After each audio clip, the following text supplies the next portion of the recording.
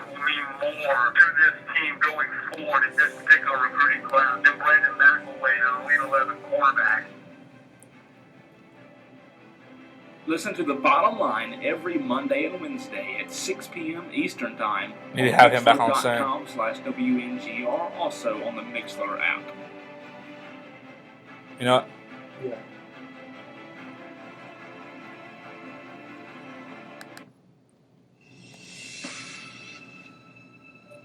And now, let's go to the studios of 95.5 The Vibe FM in Tigerville, WNGR-LP, with The Bottom Line with Cole Bryson and Brad McGuffin. You're listening to WNGR-LP. You can find us on 95.5 FM in Tigerville, also on the Mixler app, or on Mixler.com/WNGR. This is The Bottom Line. What was the final?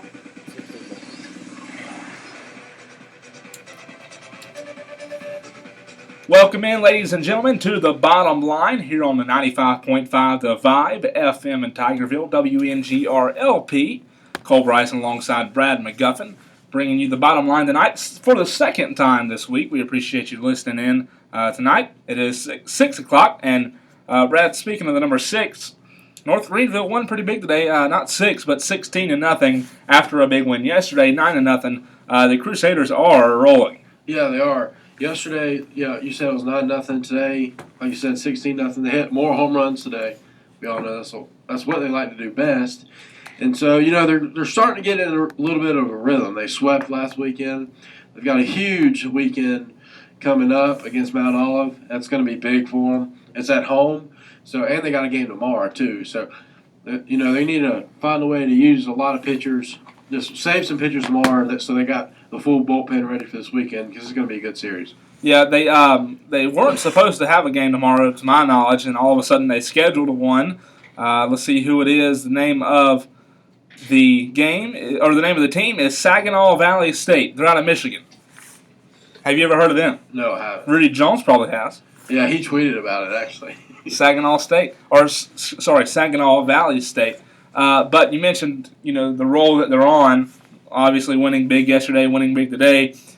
Great defense. They had a shutout yesterday, and they did for a good while today. Was it still a shutout? Or? Yeah, it was. Yeah. So it was 16-0. Yeah, it was 16-0. Oh wow, that's crazy. So that's two That's really good. shutouts. So that's good for that pitching staff. What kind of? This obviously gives the team a lot of momentum. And you mentioned this weekend the series with Mount Olive. This is a huge test. Mount Olive was predicted to win the conference. Early season, they were predicted to win the whole conference. Carolina, North Greenville won it last year. I'm not sure why Mount Olive was predicted to win it. I guess, they just have a lot coming back.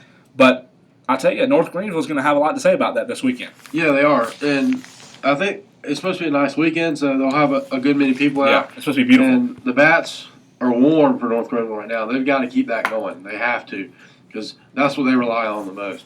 Well, yesterday in the game that we called on North Greenville Sports Network, North Greenville didn't get a hit until the fourth inning.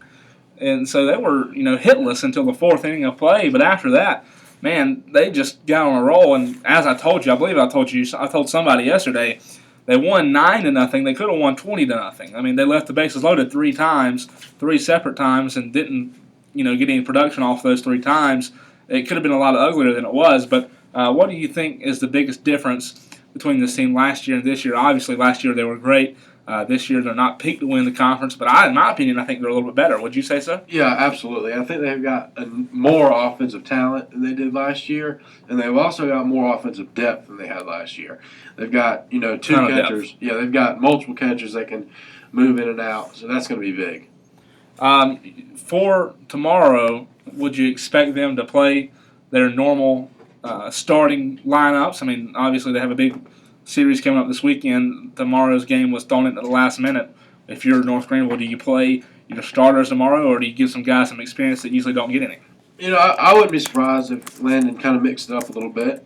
We don't know a lot about that other team, so we don't know how good they are. But I think we'll probably see a little bit different lineup tomorrow, because just to rest up for this weekend. Well, it's going to be a big series this weekend. It's the Mount Olive series, and let me pull up. You don't have the schedule pulled up by chance, do you? No, I don't. Let me pull it up real quick. Mount Olive's a really, really good team. I think this weekend's series is going to come down to pitching. Yeah, it is, and I know North Greenville relies on offense first, but they do have some pitching. The pitching's good. Yeah. It's a little bit better than last year, but What's today's date? The 2nd. I'm sorry, they don't play Mount Olive. We were wrong. They don't play Mount Olive till next weekend. next weekend, okay. I was wondering why they'd have a Thursday game and then play this weekend. Right. But I was wrong. They play Saginaw State tomorrow, or Saginaw Valley State tomorrow. That's the 3rd. And then the 4th, which is Friday. yeah, Friday. Friday they play Southern Wesleyan. That's in They Yeah, in Central. yeah. So they play Southern Wesleyan Friday, Saturday. Well, Friday and Saturday they have a doubleheader Saturday, and then they play Anderson the 7th, which would be Tuesday, I believe, at Anderson. And then next weekend, when we come back from spring break, that's when the series against Mount Olive takes place. So sorry for that mistake. They play Southern Wesleyan this weekend, but that still is conference play. Yeah, it is. Yeah, right up the road in Central. So next weekend's Mount Olive. This weekend's Southern Wesleyan. Sorry for that. Mistake. But still, it's going to be a tough test against Southern Wesleyan coming up. And Anderson. Anderson Oh, yeah, last year absolutely. had their number every time we played them. So, yeah, I know last year I watched them play Anderson, and Anderson could hit the long ball. So, North Greenville's going to get some revenge on them this year, hopefully. Well, staying on the topic of baseball, a lot of Braves fans around the area. We've touched on the Braves a few times on this show. The Atlanta Braves obviously had a I don't know what the correct word is. A down year, I guess, is good enough to good enough way to say it. A down year last year, and the past couple of years just haven't panned out the way the Braves expected. So in the past couple of years, obviously, they went on this big exchange where they're exchanging everybody for anybody, and by 2017, next spring, when they move into the new stadium, hopefully they're going to have a new Braves team. Yeah, well, this year they're definitely going to have a new Braves team, too. Right. But next year's team might be completely different than this year's team. We never know. Today, though, they played great. They scored 7 in the first inning. Today, they didn't really have a full starting lineup. They did that yesterday. But the younger guys today really had a big day. Maxwell Smith, who's he's a really big prospect. He went 4 for 5, 2 triples, a home run. Malik, you mean? Yeah, Malik, sorry, yeah. And he also had a double. He was a single away from the cycle. He had a couple RBIs. He was batting leadoff. Michael Bourne had a single today early in the game. Really, the lineup just, in the first inning, just kept rolling. I don't really look. I mean, yes, it's good they won. You know, it's good they're getting these wins. But I don't really look at them. I mean, they don't mean much. They don't mean anything. But I mean, if you look at the first inning, though, that's what really stands out because they did that against the Orioles' best pitcher but you got to remember. year. But last year we did good in the preseason last year. Oh yeah. Well, and then look what happened come regular season. Yeah, exactly. I mean, it's just when a rookie like that, a younger guy, comes up against an established major league pitcher. Yeah, it's just a good opportunity for the young guys to showcase what they have. I look at it. I don't pay attention to it. I don't go in detail about it. I'll start paying attention come opening day. Yeah. I think tomorrow they have a split squad game, so you'll see 2 different Braves scores. Don't be confused. It's just they send half the team one. Yeah. one See, I place. won't pay attention to that at all. Yeah. I could care less. I So could care as a diehard Braves fan. I could care less. Yeah, they might go 1-1 tomorrow. They might go 2-0. Let's go through the lineup real quick. Come opening day, when they do play, you said it was April 4th. Is that right for the Braves? The 4th. Yeah, April 4th. Let's go through quickly. We have about 5 minutes before we take a break. Catcher. We'll start at catcher. Opening day, who do you think will be playing catcher for the Atlanta Braves? I think opening day is going to be Przinsky. I think so too. I think just because he solidified his spot on the roster, I think it'll be Przinsky. Quickly, do you think Przinsky is in the long-term plan? No, I don't think he has a long-term plan left in him. No, I agree. He's so old. I'd say this year is his last year, in my opinion. I think he's going to stay with Atlanta unless he has a really good year and they trade him away at the All-Star break to an American League team who's trying to make a playoff run. But if you look at yesterday's lineup, I think that's going to be our starting lineup opening day. Well, let's go through it. Yeah. That's what we're doing. First base, obviously. Freddie Freeman, he had a nice double yesterday. And then second base. Second base yesterday, they had. No. I don't care about yesterday. Okay. I want to talk that we're playing the game. Yeah. Who do you think is going to be the starting on opening day? I think they're probably going to try, switching Gordon Beckham around because he's played second in his career. But You don't he's think also, Jace will be there? Yeah, Jace will probably be there, but I wouldn't be surprised if they have him, flipping him around with Jace somewhere else. Shortstop, opening day, your prediction? Opening day, I'd probably put either Ibar there or Peterson, either one. I think it'll be Eric Ibar. Yeah. I think it'll be Ibar come opening day. And he's not bad. He's actually got a lot of talent. Last year he played a little bit, I believe. Yeah, he did. Didn't really have a lot to help him out. But I think Eric Ibar is not a bad player at all. I think he's actually a sleeper. So third base, who do you predict? Adonis Garcia. Adonis Garcia will definitely be third base in my opinion. I don't see any question about that. Left field? Left field, it's going to be. I think Frank Gore has a chance to play left field. Center field is set. Right field set. Left field, I think, is a question mark right now. I really do. I think it's one of the biggest question marks on the team. Olivero, he's probably going to be in there, but Is that Hector Olivera? Yeah, it is. But Frank Gore has a shot to be there. Yeah, too. I think opening day they'll start Olivera. I think that's who they'll start. I wouldn't be surprised to see Frank Gore there though. Even though I don't really like him, kind of wish he. Never mind. Another rant. Center field, obviously. That's in Carte or Yeah. Yeah, he had a good day yesterday. Right field, no question about it. Yeah, Nick Markakis. Markakis, yeah, exactly. Do you think Nick Markakis is in the long-term plan? I think he is, unless they're going to get a lot in return for him. I don't think they want to trade him at all because defensively he's such a force. So, and offensively when he's hot, he's good. So, I don't think they're going to want to get rid of him, but I think they're certainly not going to be afraid to listen. Ender and Chiarte is who we were talking about. A lot of hard names on this roster. I don't know that Nick Markakis. For 13 I really don't straight have an years, answer Dale for that. Earnhardt Jr. has As been the far as most if he'll be popular on the driver long-term plan NASCAR. Sunday, even next year. does he have I a wouldn't pretty be good chance surprised of if winning? he And is. what's your opinion on that? Last year it seemed like his defense was Yeah, always great. I mean, Nick Markakis always has good defense, but he was so inconsistent last year on offense. Yeah, he was. And he's kind of been like that most of his career. Yes. But, he's just one of those guys. When he's seeing the ball well, he's a hard out. Pitching wise, how do you like our pitching staff? Obviously, the Braves kept Teheran. I'm one that wanted Teheran to get gone because of the terrible season he had last year. When you look at our pitching, do you think we are okay? Yeah, they've certainly got enough young starters on this team. Yesterday they started Perez. Perez is good. Yeah, he's getting better. You have Norris. You have Matt. Is it Weisler? Weisler, yeah, and those are young guys that are going to be in the organization. Foltynewicz is a unbelievable pitcher. I love Foltynewicz. Now there's talk he might come out of the bullpen this year, Which is fine. I don't because he is a good starter, but I think he'll be just as good out of the bullpen. Yeah, he will, and he might be one of those guys they put in the bullpen now, but in a couple of years he might come back to being a starter. We have Weber. Yeah, they've got Banuelos, Jenkins. Yeah, they've got enough younger pitchers that can go in and start games. It's just, who's going to be your setup guy? Yeah, who's going to be your? Well, they have a ton of options for the rotation too. I mean, all those guys I just named are people that could start. And as far as bullpen goes, they have Viciano. He's been in the Braves organization for a really long time. Foltynewicz could be in the bullpen, like you said. Winkler, the Simmons guy, remember he played last year? He wasn't bad. Yeah. I can't remember his first name, S. Simmons something. And then they have Kroll, Johnson, Rudke, and then the closer, they still have Jason Grilli. Yeah, they do. I don't know if he'll pitch a lot during spring training because I know he's still off injury. Yeah, right? off that injury, but it wasn't Tommy John, was it? No, it was. I think it was something with his ankle. Okay. I think he broke his ankle or something. But well, I know he came out last year. He didn't play the later part of the season for us last year. Yeah, they didn't really need him by that point. No, anyway. absolutely not. But I could have done it last year. He'll be. I think he'll be closing this year.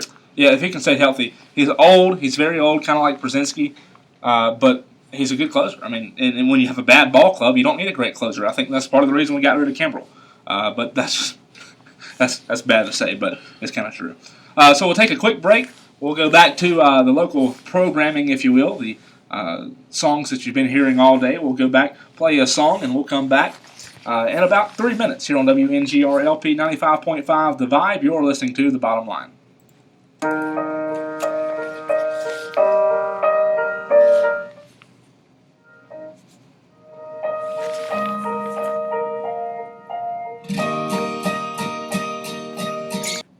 have an interesting topic. If I can get my computer situated, I'll start talking. There we go. Interesting topic coming up. Obviously, we talk NBA a little bit, Brad, this time of year, but it's not a huge NBA time. I mean, NBA is not, excuse me, it's not really in the news yet. 2 or 3 months it will be, but right now it's just kind of a dead period coming out of that All-Star break where a lot of teams are just cruising and a lot of teams are still stinking. I mean, 5 wins for the 76ers, I think, or maybe 8. They've won 8, and teams like the Spurs and the Warriors are both going to win 70 games this year, which is just unbelievable, in my opinion. But for the longest time, LeBron James has been the best player in the NBA, no question about it. Some people still think he is. I mean, either argument, I'm down for. I mean, either way, it doesn't bother me. I'm not against an argument here. Yeah. I'm on both sides because I think that you can make a case for either one. But there's a guy that's trying to take that title from LeBron. His name's Steph Curry. You might have heard of him. He's pretty good. Played locally here in South Carolina in college, or around the parts of South Carolina. Played at Wofford a lot when Davidson came down to play Wofford, and I believe played at Upstate or something like that. But Steph Curry is just unbelievable, as everybody knows, Brad. He is trying to claim the title of being the best player in the NBA. But LeBron, you still can't say anything. You still can't say LeBron's not good because he hasn't declined. So, in your opinion, who is the best player in the NBA right now? Right now, I'm going to go with Curry. And I had all these stats pull up. Of course, my computer freezes. But, if you have, like you said, either way, the argument, it's going to be hard to disagree with either one because they're both so great. Right. But right now, it's got to be Curry. And the reason I say that is he's averaging 30.6 points a game, something like that. 6.6 assists a game, 4.2 rebounds. And then, steals, he's up there too. But here's my big thing with Curry. And we saw it the other night. When it's late in the game, in the fourth quarter, he is unstoppable. This year, he's shooting 61% in the fourth quarter. That number is actually probably changed now. The website I was looking on was back in early February.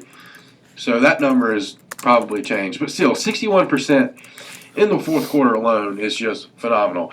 And another interesting stat I saw, if you take away all of Curry's 2-pointers that he has made this year, he's still averaging 20 points a game because of the amount of 3-pointers he's made. Oh, it's unbelievable how many 3-pointers he makes. And that's just phenomenal. And then the 51-point game he had the other night, he only made 1 free throw. And 50 points, with only 51 points, only shooting 1 free throw. That just shows you how good he is with the ball in his hand. Right. When it comes down to 3-pointers, no question about it, Steph Curry is light years ahead of LeBron James. Steph Curry is a much, much, much better 3-point shooter than LeBron James is. But as a player, I'm going to disagree with you, and I'm going to say that LeBron James is still the best player in the NBA because my reasoning is simply because LeBron James is still playing in the NBA. Yeah. At this point, LeBron obviously has won 2 NBA championships. He should have won 4 by now, but due to the circumstances, he hasn't. As far as NBA seasons goes, LeBron's been in the league 13 years. Curry's been in the league 7 years. Not a huge difference there, but a pretty big difference. Playoff games played, let me rephrase that. The playoffs. How many playoffs has LeBron played in? 10. Curry's played in 3 playoffs. And I'm speaking as playoffs, not as playoff games, playoffs as a whole. All-Star games, Curry's been in 3, LeBron's been in 12. LeBron's been in the league a little bit longer than Curry, and that's the reason he has a lot more accolades than Curry. But Curry's, 27? Yeah, he's 27. LeBron's 31. Yeah, 31. When LeBron came into the NBA, he was the best player in the NBA in some people's eyes. As soon as he stepped on the court, he was a difference maker. Now, I'm not saying that Steph Curry wasn't, but Steph Curry is great this year. Unbelievable. Was great last year. It was good the year before that. But the first 4 years, he didn't really put on the show that he does. He didn't put on shows like he does now. Steph Curry was not the face of the NBA like he is now. I think LeBron was more NBA ready, and I think as a whole player, I think LeBron James is still the best player in the NBA. Now, if I need to score and I need offense, I'm taking Steph Curry 9 out of 9 times, 10 out of 10 times, because he can shoot the three better than any player in the NBA. He can score quicker than any player in the NBA. He's arguably the best ball handler in the NBA. Some say Paul, some say Irving. Curry's arguably the best, defender as far as rattling guards. I mean, if you look at the stats, the guards that he goes up against don't have a high percentage because he's so quick. He can come off of picks quick, and that's what makes him so deadly on offense. If he comes off a pick, he can slide in through a gap and be on the other end of the baseline on the right side and shoot a three before the defender even gets around to him.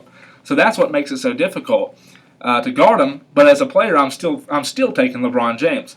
LeBron James, obviously, with all these accolades, stat-wise, points per game, as an average, just 2 years ago, LeBron averaged more.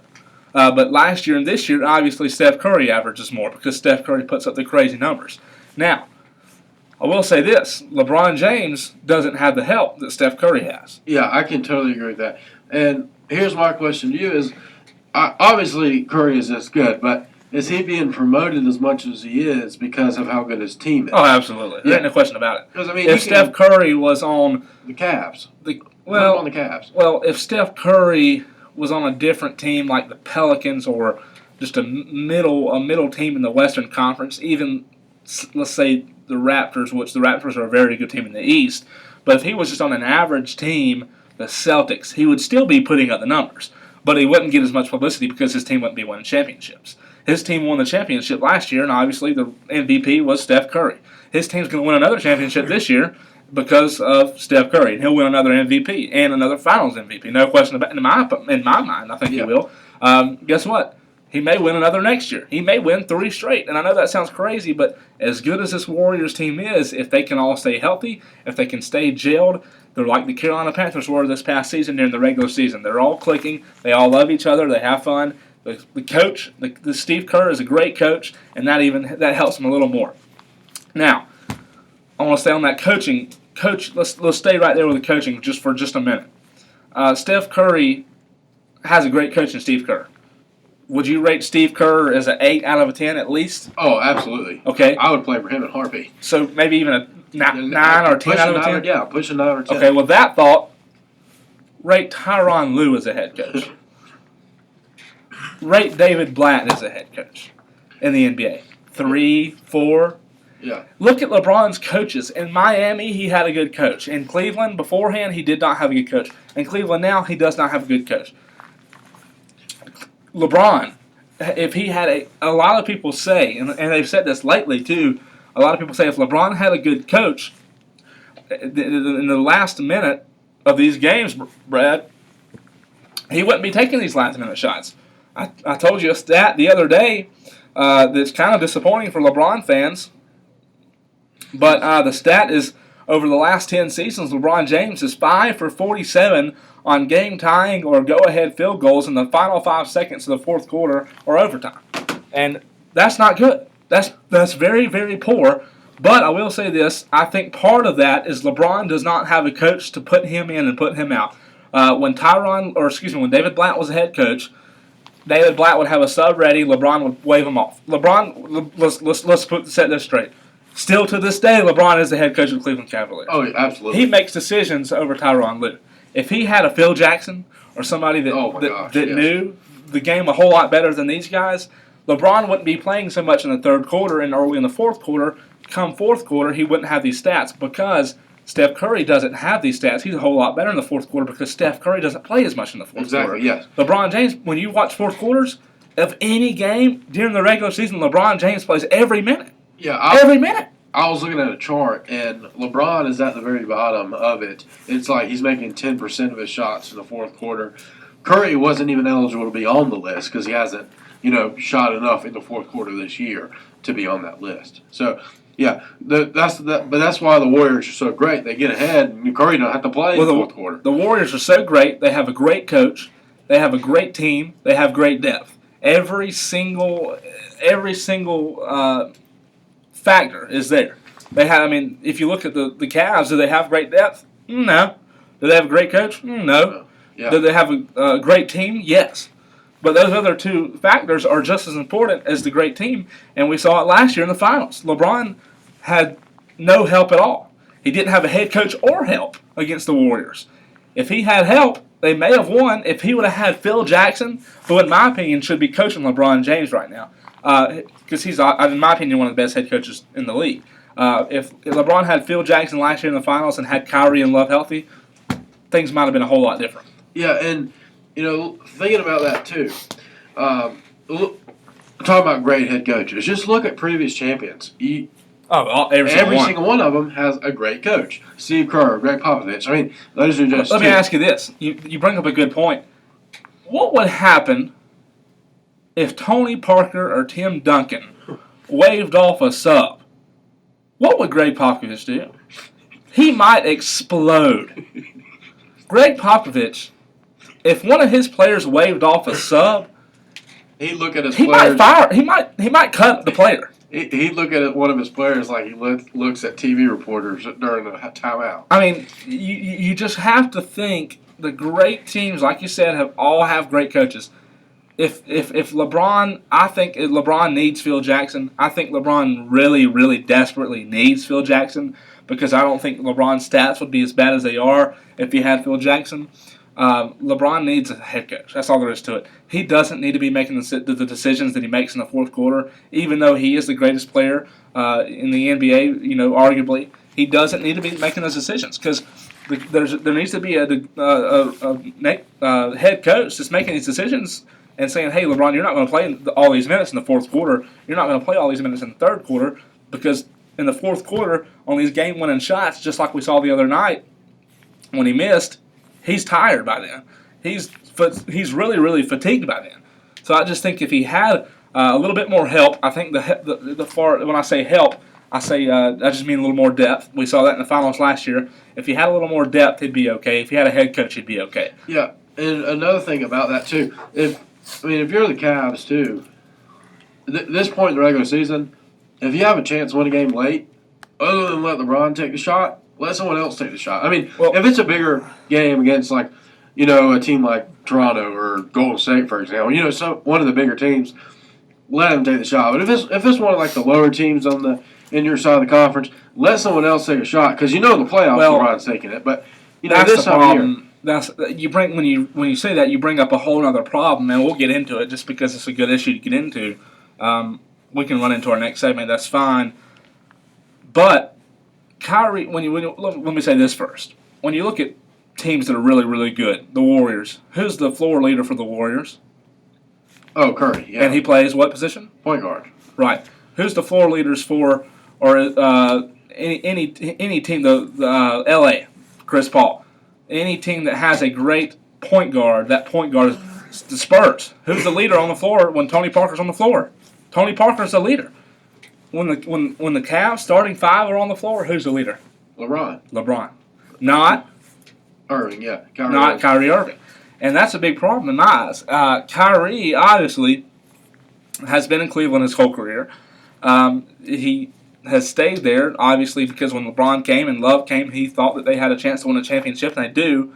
But Kyrie's got to be exhausted a little bit. I mean, he's a floor general. He's one of the best. And you got to think he's 5 years younger than Steph Curry. So if he's running the floor and he's making all these calls, just imagine how good he would look. I mean, he would look a whole lot better. Kyrie would be getting a whole lot more publicity. But he don't because, like we mentioned, LeBron's the floor general. And I think that hurts Kyrie a lot. And also people say that Love's game's a whole lot different in Cleveland and that he should go somewhere else. But any team that LeBron's on, he's going to be the leader. I don't care if LeBron's on the team with Curry or not. LeBron's going to be the leader. And that's just the way it should be that way. But a lot of people say it shouldn't, but that's the way it is. Oh, absolutely. And because athletically, he is the most gifted athlete in any sport on the planet. Well, he can play any position. Exactly. Yeah. I mean, Kyrie can't play any position. You're right. Yeah. Steph Curry can't play any position. Exactly. LeBron can't.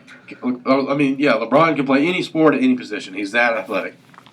And the thing about it is, you can say all you want about Steph Curry and how Steph is so much better than LeBron. we talked about the minutes. How many more minutes does LeBron James play than Steph Curry? A ton. LeBron James plays a whole lot more minutes than Steph Curry. LeBron James doesn't have as much help as Steph Curry. The Warriors bench, they're loaded, and people can say what they want. They're loaded. The Warriors have great depth. Even with Vergel now on the Warriors team, the Warriors are loaded with depth. That shows in the finals. When Andre Iguodala gets in the game, he's like a mini LeBron. He's unbelievable. So my argument is still that LeBron is the best player in the world. Yours is that Curry is right now at this current state. Let me ask you this. If you were starting a franchise and Curry and LeBron were both in their youth, who would you pick long term? If they're both in their youth, Yes. long term, I'd still go LeBron in that category. I would too. Because, LeBron, like I said, he's so gifted athletically. He's the best athlete in the world. If you're thinking long-term franchise, you have to go LeBron. Yeah, I agree. Now, I will say this. I have been one to say on record that Steph Curry, as phenomenal as he plays, may not be this phenomenal for a really long time because the way, and a lot of people disagree with me. They say, no, he'll be like this for long. The way, in my opinion, this is just my opinion, the way he plays, he's very sporadic. He's all over the floor. He gives almost every single minute, he's given 100%. Kind of like LeBron does, but I just don't know that Curry will be able to last this long. Now, as a player in the NBA, he'll be able to play until he wants to leave. But I don't know that he'll be this good for a long amount of time. So if I were starting a franchise and I had to pick between LeBron and Curry, I'd take LeBron all day long because, like you said, long term he's the better fit. I believe it was Mark Jackson who said back when the season started, live during a game, that as good as Curry is, there's one thing that he's doing, and it's dampening the game in one category. Yes, I completely agree. It's Keep going. like this. But, when younger high school, college kids, they watch the way Curry plays. And, he's a great player, but the way he shoots threes and the way, he's so good with the ball in his hands, when younger players in college and high school see that, they forget the fundamentals of the game. Yeah. And Curry, he's so good at the fundamentals. That's why he can do things like that. Well, it's like Coach Cox said the other night about Curry. It's all muscle memory to him. He practices these crazy shots during practice. It just comes natural. But the bottom line, my opinion, is LeBron James is the best player in the NBA still. LeBron James would be a whole lot better and would have a couple more rings if, one, he had a better coach, and if, two, he had more help. That's the bottom line. Agree? Totally agree. So let's transition. This is a weird transition going from NBA to college, but we cover a lot of college sports around here. Obviously, North Greenville and some other schools around here. We cover Clemson and Carolina.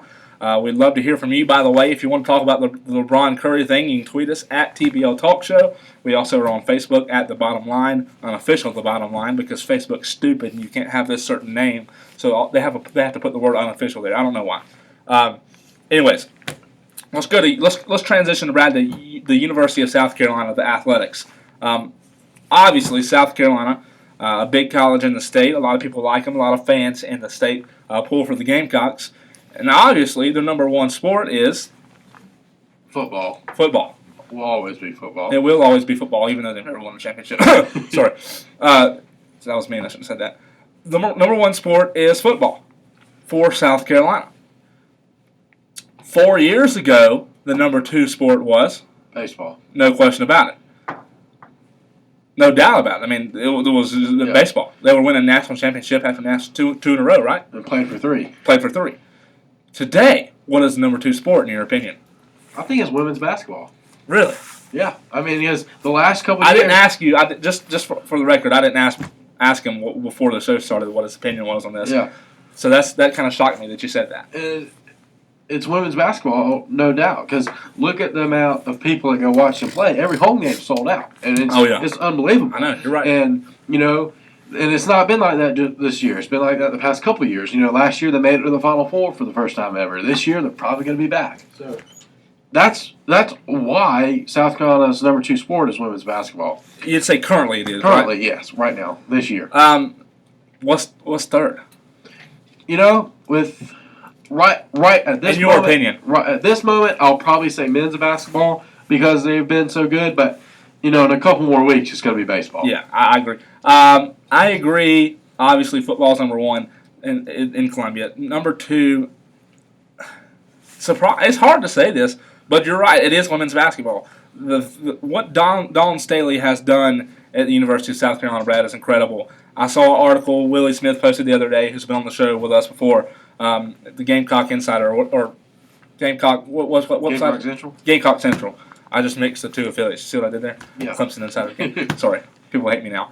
The Gamecock Central posted an article about, and the title was about basketball. The title was South Carolina basketball is back.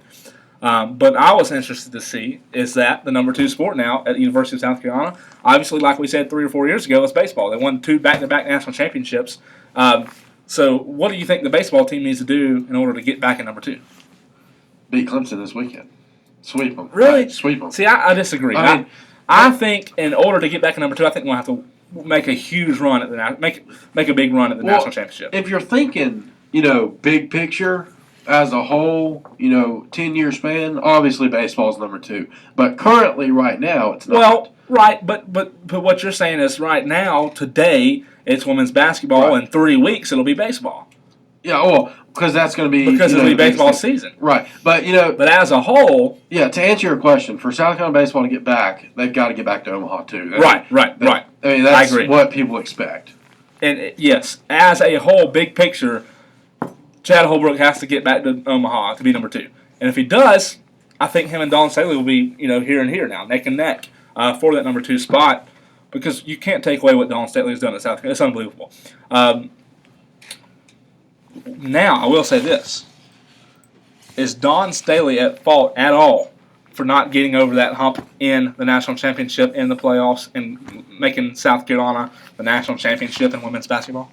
I don't think she's at fault. Now, obviously, UConn's a whole nother level. Right. And if she makes it to the national championship this year, that's going to be a huge success, no matter how you look at it.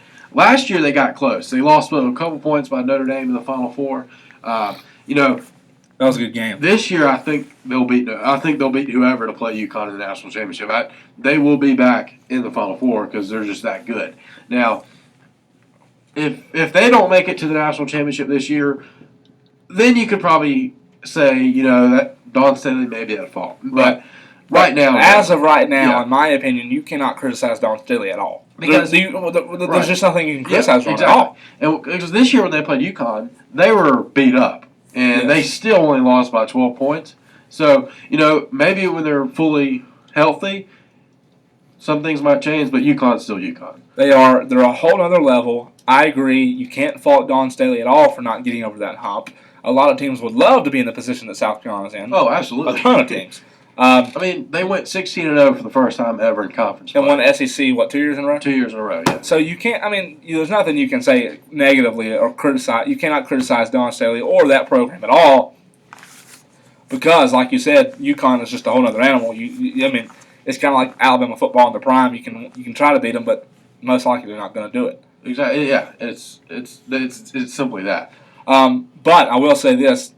If baseball gets back to Omaha, I think they will be right there neck and neck with Dawn Staley in the basketball program. Men's basketball, I think they're still 3, 4 right there with baseball. But no question about it, 3 or 4 years ago, baseball was 2, if not 1. Now, during football season, obviously, football's 1. But here's the bottom line. They've won 2 national championships in baseball. So we can obviously sit here and say that football's number 1, but should they be? Football's number 1. They've never won an SEC championship. Baseball's number 2, maybe 3, maybe 4, and baseball's won 2 national championships. So yeah, football will always be number 1 just because of where we live. It's where we live, and the people that can go to a football game, and the money that football makes, and the things that come with all that. So that's why football will always be number 1 for any big time school, especially in the South. Absolutely. All right. We skipped a break. We went a little long, which is okay. But let's keep it with baseball. Pretty big series coming up this weekend. I want to read you a quote. You probably already saw it, but I want to read it on the air that Clemson baseball put out. You know what I'm about to say? Yeah, I think so. Okay. I want to see if you agree. with this. Coach Monty Lee, about 5 hours ago, had his press conference. He released his rotation for the weekend. Which I saw that tweet. I don't understand why he released the rotation. I don't have a Sunday starter. But anyways, Friday, Charlie Barnes. Saturday, Clayton Schmidt. Saturday, Clayton will play against his brother. Anyways, Coach Monty Lee, he was asked about the Clemson versus South Carolina series coming up this weekend, and he said, quote, "I get to sit in the dugout and watch the best rivalry in college baseball." I saw that and I was a little bit surprised. I know he's trying to hype it up because he's the head coach at Clemson. He's trying to get those guys hyped up. But in your opinion, is the Clemson-South Carolina rivalry the best rivalry in college baseball? I think it's certainly up there. The rivalries in California are big. Of course, the Texas schools are always at it. I think if you look at the passion or the hate between the two, that's why I think it's up there. Well, you know what? I will agree with that, but I'm going to say this. I'm going to say the reason there's hate between the two is not from the baseball games. It goes back to football. Yeah. The hate comes from football, and it carries over to baseball and basketball and any sport. Clemson and Carolina hate each other. But here's this is why this year is going to be so interesting. In the past, South Carolina fans hated Clemson baseball because of Jack Liggett. Right. They all respect Monty Lee. I don't know of any South Carolina fans that don't like Monty Lee. Exactly. I mean, because it's hard to not like Monty Lee. Of course, he coached at Carolina. He played at College Charleston. Then, of course, coached there with Ray Tanner, and then went back to College Charleston. And when you beat a Ray Tanner coached baseball team or a Chad Holbrook coached baseball team at College Charleston, you're going to get respect. RecruitingCycle.com, I pulled up their top college baseball rivalries, and guess what was number one? Clemson, South Carolina. I was a little bit surprised. As far as hardware goes, South Carolina obviously wins. They have 2 national championships in the past couple of years. But as far as the series all time, Clemson leads 169 to 126 to 2. So they have a little bit of head-to-head in the series against South Carolina.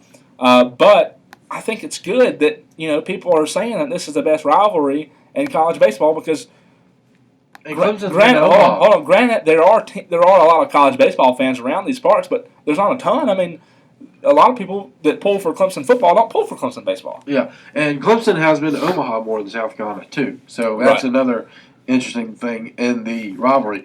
And what made this rivalry so great nationally is because of the meetings in Omaha. That's why it's so great nationally. But this weekend, it's going to be fun. I'm going to be there in Greenville Saturday, so I'm going to be excited. Now, here's my one question.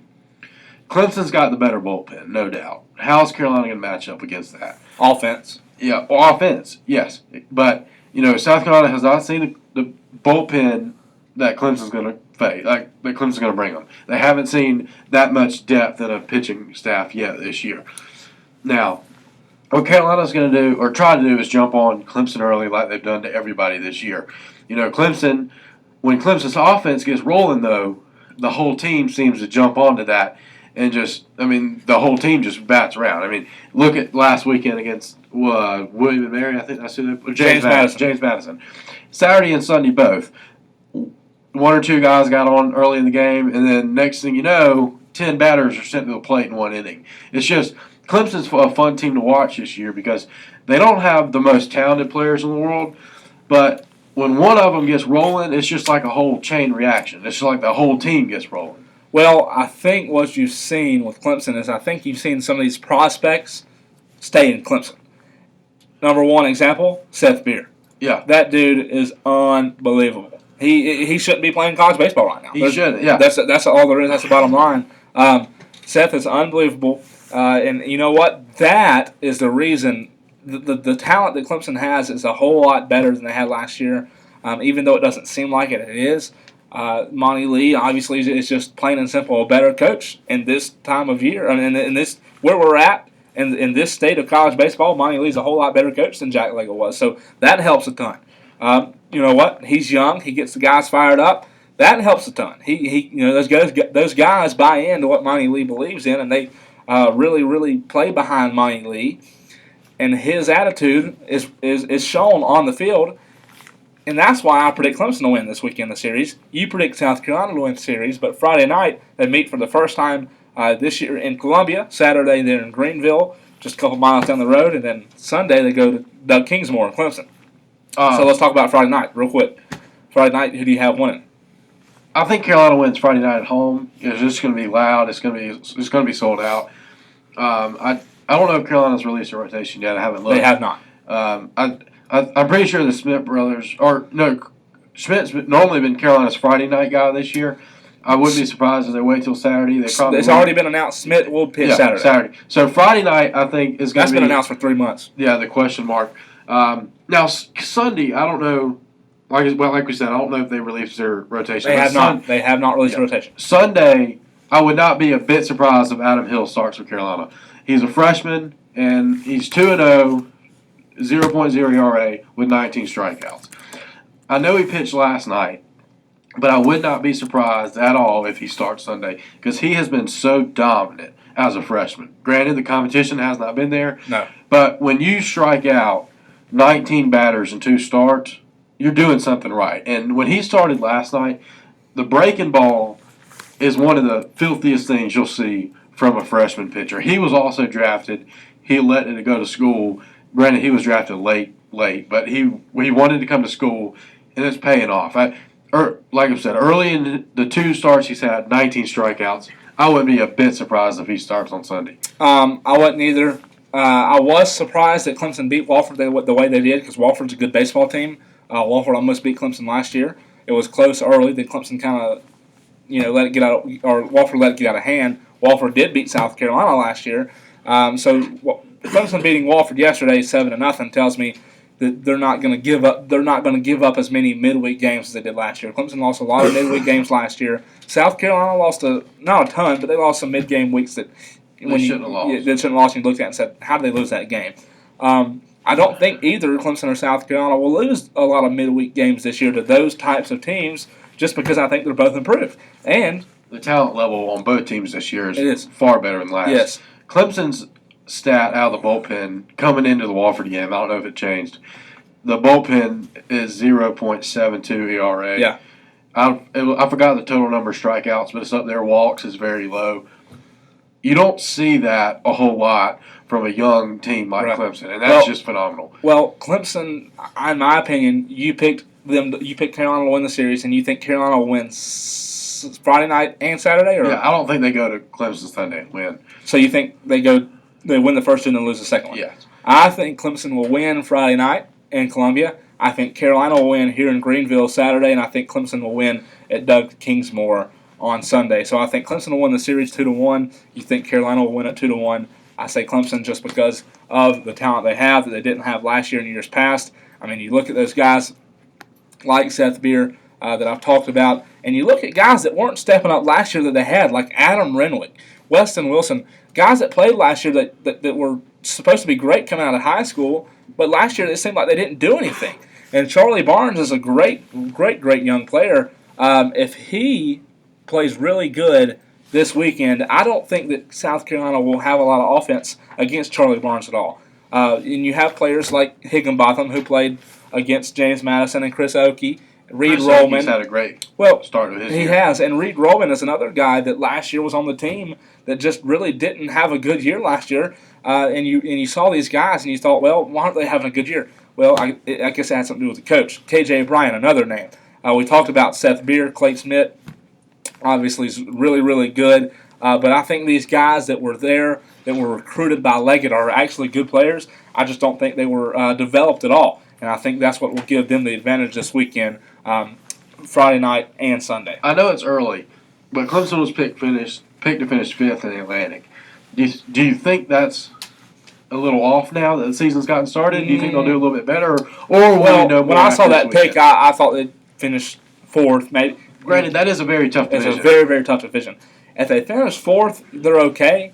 If they finish 3rd, that's pretty good. Yeah, I mean, if they finish 5th, they'll be in the tournament. I mean, Right. that's how tough that division is. It's very, very tough. If they finish 5th, they'll be in. They're predicted to finish 5th. I think they'll finish around 4th.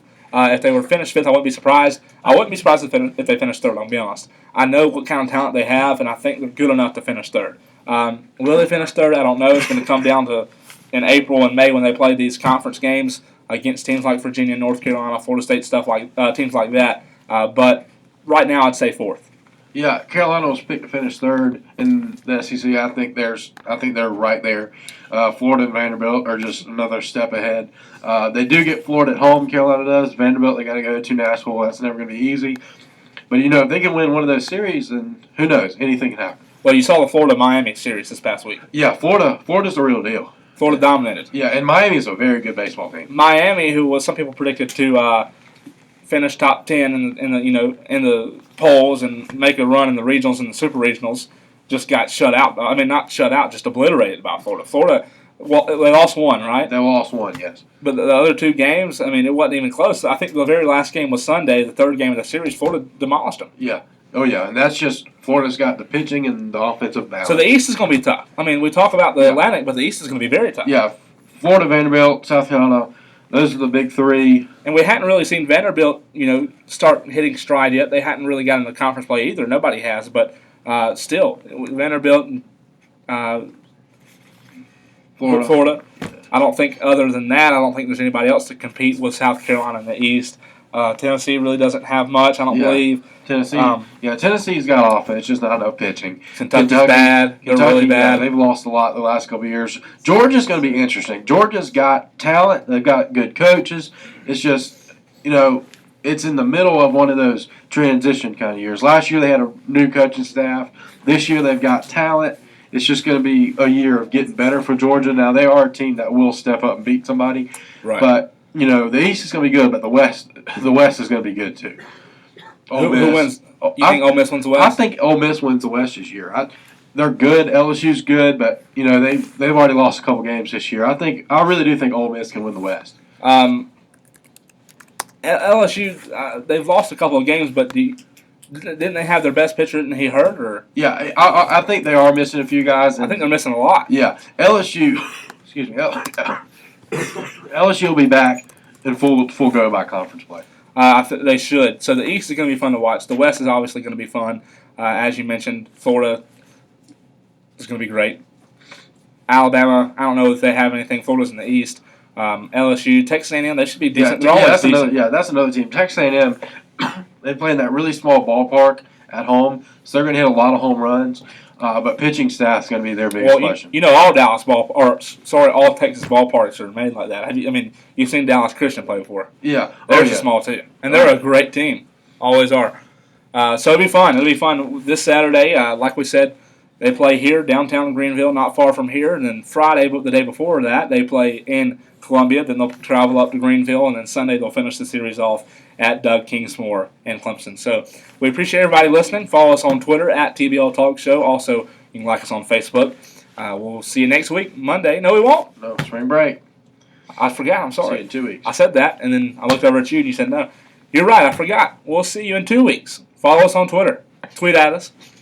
Facebook us, if that's a phrase. We appreciate you listening. You've been listening to WNGR LP 95.5 The Vibe, FM in Tigerville. This has been The Bottom Line.